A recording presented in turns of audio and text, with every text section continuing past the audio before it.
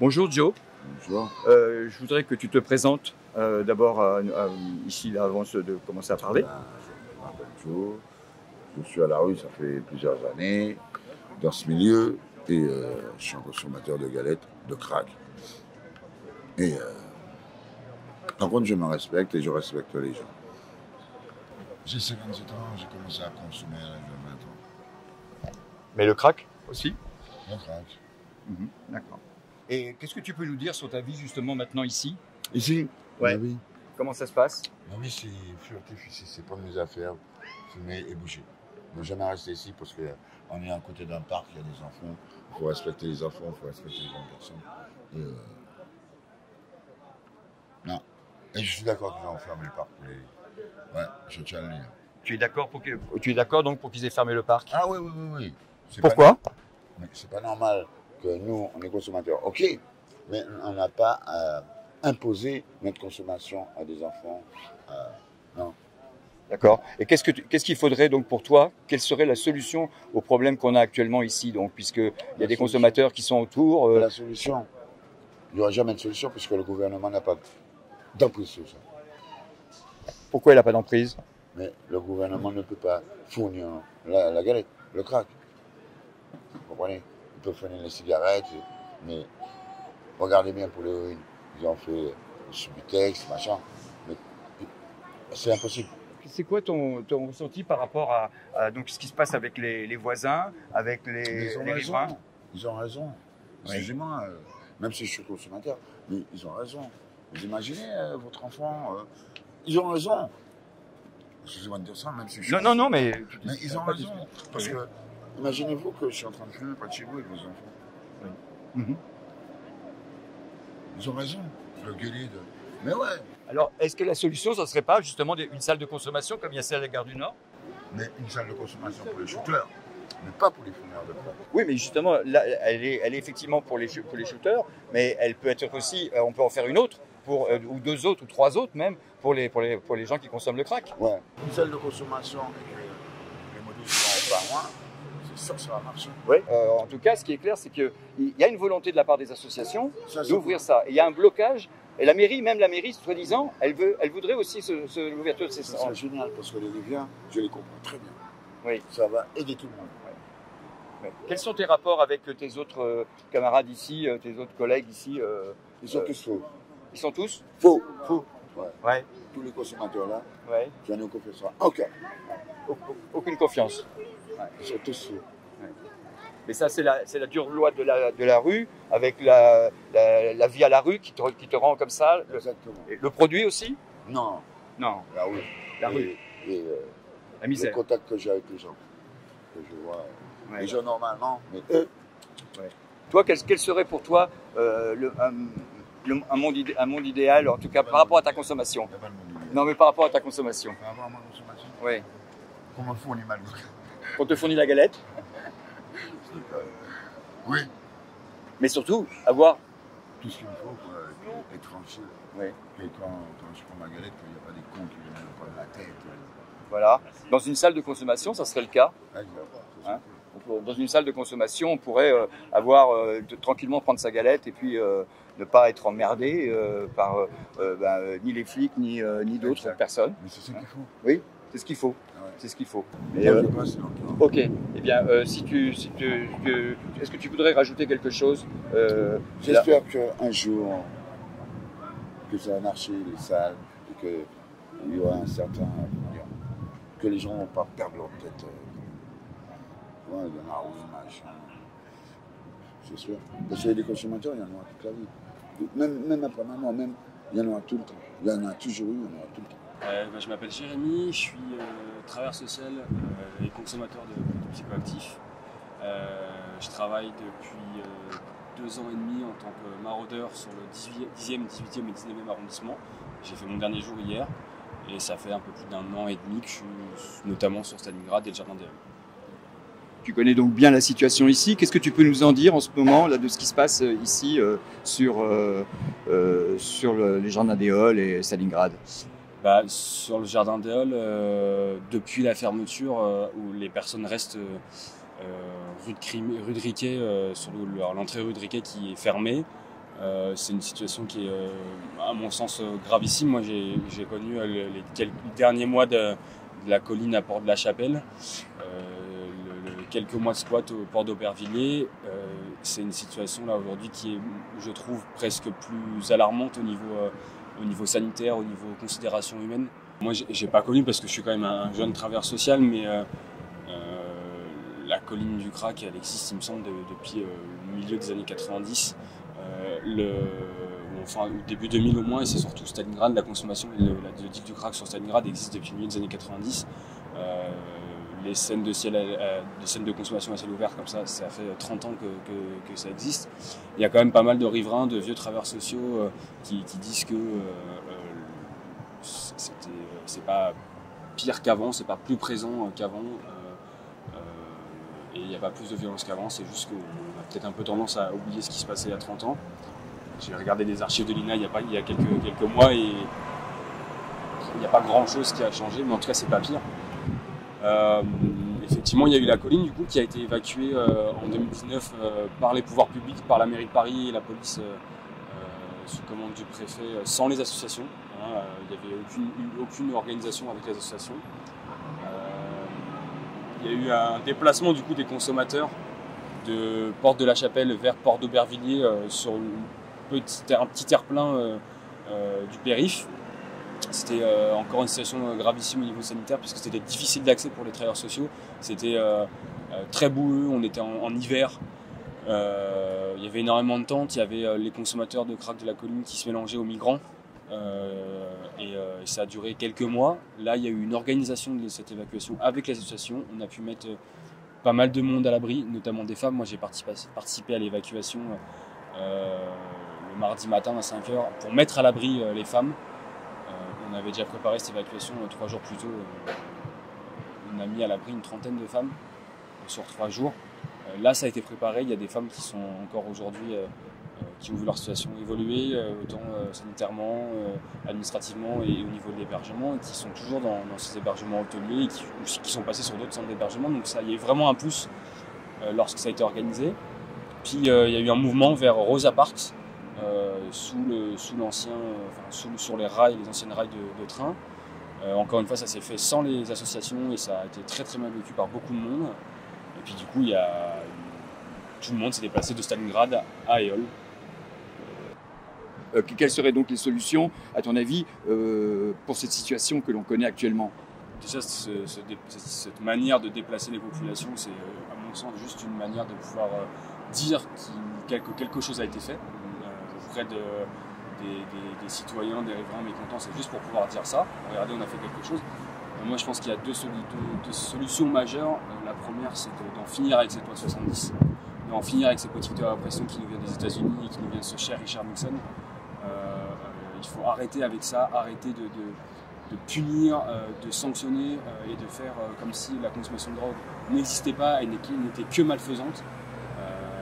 Il y a des consommateurs de drogue qui sont insérés, qui arrivent et qui gèrent leur consommation et qui sont bien leur consommation de plaisir. Et je pense que les personnes qu'on voit qui ont des conditions précaires et qui sont dans la rue, ce n'est pas la drogue la cause, mais ce n'est qu'une conséquence de leur vie chaotique, soit de migration dernière là, pour les Afghans, les Syriens, soit de la migration ouest-africaine d'il y a 20 et 30 ans, soit des parcours haseux de beaucoup, et des violences qu'ils ont pu subir, qui a créé un trauma qui malheureusement ils gèrent avec de la consommation de produits.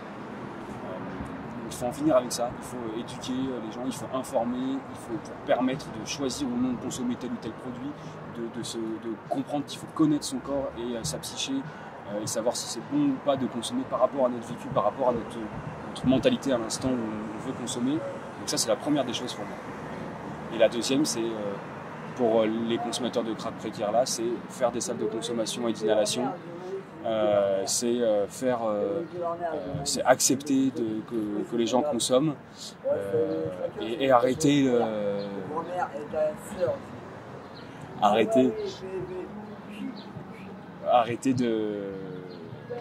les dénigrer en fait. Voilà, ils sont là, les personnes sont là.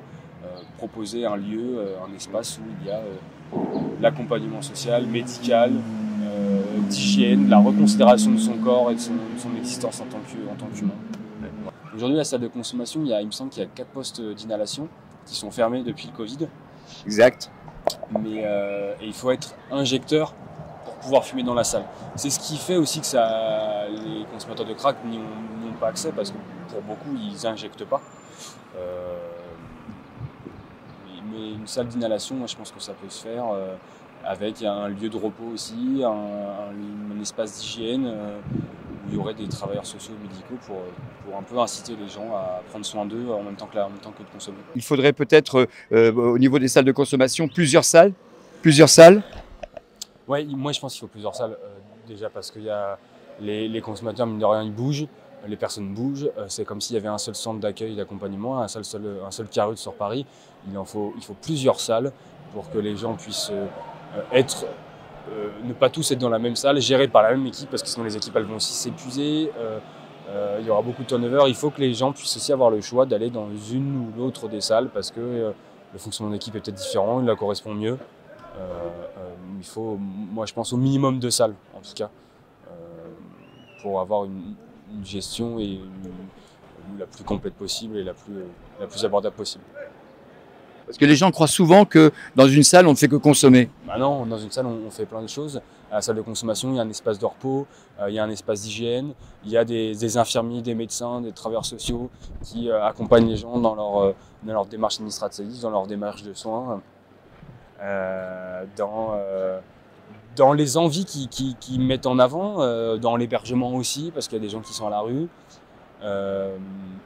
C'est un tout, c'est pas juste on met une salle, on consomme, on se défonce et il se passe rien. Non, c'est un accompagnement qui est global et multidisciplinaire. Enfin, j'ai entendu 2 témoignages déjà d'usagers qui disent que cette situation de répression est normale, qu'il est effectivement de consommer devant les riverains, devant leurs enfants, ce n'est pas tolérable, et que donc effectivement les deux étaient d'accord qu'il faudrait une salle de consommation. D'abord, dans un premier temps, effectivement, les personnes qui ne sont pas consommatrices, les enfants, ça peut être quelque chose de choquant, de surprenant. Et ils n'ont pas forcément on ne doit pas obliger les personnes à voir des pratiques qui sont peu courantes ou qui peuvent être choquantes et surprenantes, bien sûr. Cependant, moi, ce que je constate, et je l'interprète un peu comme ça, c'est la capacité des gouvernements et la capacité du fonctionnement de cette loi de 70 et répressive et prohibitionniste à faire intégrer aux populations les plus précaires, les consommateurs les plus précaires, à quel point ce sont des parasites, à quel point ils sont néfastes. Et ça c'est ça qui m'attriste. C'est ce que je disais un peu plus tôt, c'est la consommation, l'addiction, c'est une conséquence plutôt qu'une cause, à mon sens, une conséquence du parcours de vie. C'est des personnes qui ont déjà vécu des choses, pour la plupart, particulièrement horribles, et qui sont déjà du coup fragiles psychologiquement et physiquement. Et cette loi 70, ce discours prohibitionniste, ce discours répressif, il lui aurait rentré dans la tête comme des personnes nuisibles. C'est des personnes qui effectivement ont été affectées, ont des carences affectives et éducatives. Et du coup, on a réussi à leur faire intégrer à quel point ils étaient néfastes pour la société, à quel point c'était des gens qu'il fallait mettre au banc, à quel point c'était des nuisibles. Et du coup, c'est pour ça qu'ils ont ce discours de c'est pas normal, c'est bien qu'on nous mette sur un bout de trottoir parce que ce qu'on fait, c'est horrible.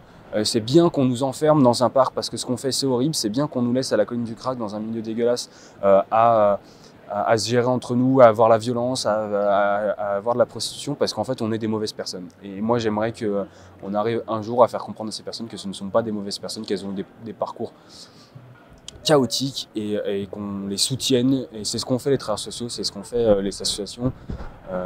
Moi en tant que consommateur, c'est aujourd'hui je me permets de dire que je suis consommateur, non pas sans risque, mais je me permets de le dire parce que j'ai choisi de ne pas avoir honte de ce choix que j'ai fait de consommer, qui est un plaisir. J'ai choisi de ne pas culpabiliser. Après, c'est peut-être aussi parce que c'est plus facile pour moi, parce que je suis inséré, parce que j'ai eu une famille dans laquelle j'ai eu du cadre et du respect, et que je pense que, mine de rien, je suis blanc, et du coup, je subis vachement moins la répression. Donc c'est ce qui me permet aujourd'hui de pouvoir revendiquer ça et le dire. Et j'aimerais qu'un jour, on puisse leur permettre de se considérer aussi eux, parce que les associations, on les considère en travaillant avec eux, et avec elles, ces personnes, et qu'elles méritent de la considération. Toi qui connais bien cette population là des consommateurs de crack, il s'agit d'une population surtout noire, de provenance de quel pays? Il y a effectivement surtout une population noire, plutôt africaine, d'Afrique de l'Ouest. Et ça, c'est des consommateurs qui sont là depuis les débuts. C'est des personnes qui ont migré il y a 20, 25 ans, 30 ans. Il y a aussi des Antillais. C'est des gens qui sont là depuis 30 ans avec des parcours d'émigration aussi, où ils ont vécu la guerre dans leur pays. Il y a du Sénégal, Côte d'Ivoire. Ça, c'est pas l'Ouest, mais il y a des Somaliens aussi. Voilà, il y a Mauritanie, Togo. Il y a des Congolais aussi, c'est des personnes qui ont vécu la guerre, qui ont fui leur pays et qui sont là depuis des années. Ça, c'est un des premiers groupes qui composent la population de crack à Aeol.